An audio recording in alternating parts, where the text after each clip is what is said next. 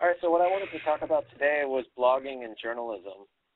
I'm really glad you guys could join me virtually for this. I don't know. For years, it seemed like bloggers and journalists were always having these big debates, right? Like bloggers versus journalists, and I never really bought into that much. But I think it's worth talking about right now about the sort of like this fusion of blogging and journalism that we're doing here at VentureBeat, which I think combines the speed and sort of the technologies of blogging with a lot of what I would say are, frankly, kind of old school, traditional journalistic techniques and ethics. So Totally. you guys have both had experience with both sides of that. So I just kind of want to hear your thoughts on, how we can bring the two together and how we can do things better at VentureBeat. Sure. Well, I just wanted to comment real quickly that you do have an AP style guide, paper format on your desk, and I always think that that's kind of telling of where we are as a blogging community, that we still reference AP style guide when we're writing an article. We I think that's pretty telling. But the old joke about the AP style guide is like, if you want to hide $20 from a journalist, where do you put it? And you hide it in the AP style guide. So that's actually where I keep my money. You guys never look at it. Good to know. Well, it's good to know that there's money in blogging. That is helpful to know. Well, $20 maybe. Yeah, I just shared a link with you guys, and basically it's just that KPIX here in San Francisco is having a running contest right now for the best local news blogs, and they're all over the place. Oh, here's my nanny and my baby arriving home from the park in the middle of my interview. Oh, that's fine. We know you work at home sometimes. Which is why iMeet is actually so helpful. There she is. Hi, Iris. Are you a blogger or a journalist, Iris? She's a blogger, actually. Yeah, she's heavy into her.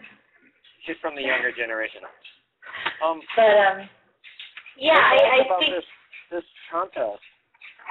Well, what's interesting is that I think that the local news is acknowledging other blogs, and is acknowledging that there's more than one news source. And I think that speaks volumes to where it is now. It's not like they're ignoring the blogging community. They're actually pointing people in that direction now and encouraging them to share who they go to for news and the quality of it. I don't know. What do you think, Lindley? You worked at Reuters before you came here. And that's pretty much as old school journo as you can get. Well, I don't know. I think that I don't really call myself a blogger or a journalist. I just sort of say I try and be a reporter and do my job and find the story and that kind of stuff, right? So that's basically, it's a cop-out, so I don't get into these nasty arguments about whether or not I am a blogger or a journalist and what the differences between the two are, because I'm always trying to find a happy medium, I guess, and also not get punched in the face by Mike Arrington or someone like that when he starts talking about his investment strategies or something. Well, I couldn't have taken a quote-unquote, I couldn't be working at a TV station again right now with my kid. And I think that that's another distinction to make, right, between journalism or you're in print media or television versus blogging. I think that this is more of it's like a lifestyle. I can live this and have a family life at the same time because of the technology. So I think that's also kind of a good point to make, which I've conveniently illustrated for you all. That's a really good point. I think I told you about this, Joan, when when you first joined us, one of the reasons why I decided not to stay with Reuters was because, I got there and I was ready to work 20 hours a day, right? And they only needed me for, 4 or 6, and I really wanted to work 20 hours a day, right? And I wanted to throw everything at this and, spend as much time as physically possible working on this and chasing stories and writing and all that stuff. And now, here at VentureBeat, I'll be up at 4 in the morning. I'm like, okay, that's a good time to write a story. I know you told me that the other day. That's amazing. That's really cool. post a story. And that's something that wouldn't have happened at a traditional media company, because at some place like Bloomberg or Reuters, you would have to go to their specific make sure you have access to a terminal and file, and then have it go through copy and all that, right? Whereas out here, our readers, they trust us that we at least most of the time know what we're doing. I guess the commenters probably say something a little differently, right, from time to time. But they trust that we did.